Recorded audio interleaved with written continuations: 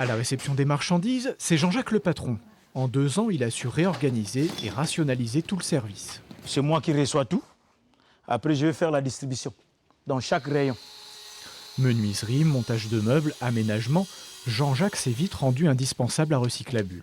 Avant, dans le temps, j'ai remarqué qu'on avait un peu de mal à vendre les meubles, mais depuis qu'il est ici, qu'il n'arrête pas de les retaper pour les mettre en vente, ça part comme des petits pains. Arrivé du Congo d'où il a été chassé par la crise politique, il cherche depuis son arrivée en France il y a 3 ans à faire reconnaître son statut de réfugié. Seulement ses demandes d'asile ont été rejetées et il vient de faire l'objet d'une obligation de quitter le territoire.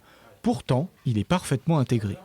Qu'on me donne la chance, parce que sur tout ce que moi j'ai vécu, sur tout ce que je suis en train de faire ici, donc j'ai retrouvé encore comme si une autre vie.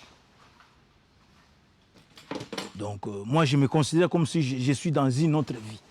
Donc je ne peux pas gâcher ce que moi j'ai réussi comme une autre vie, une autre famille, parce que la Recyclabule ici, si je suis ici, je me sens, je suis à l'aise.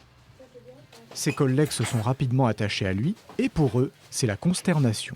La question ne se pose pas, il doit rester. C'est même pas, il ne faut pas qu'il s'en aille, il doit rester. Voilà. S'il obtient ses papiers, un travail salarié lui est pourtant d'ores et déjà promis. Le lendemain, il a un contrat, il a un salaire, il paye un loyer, et il paye ses impôts sur le revenu, il contribue au bon fonctionnement de notre société de façon générale. Donc c'est vraiment, il n'y a que ça qui bloque. Une pétition est lancée qui a déjà recueilli près de 700 signatures. Les politiques locaux ont également fait part de leur soutien. Sollicitée, la préfecture explique qu'elle ne communique pas sur des cas particuliers.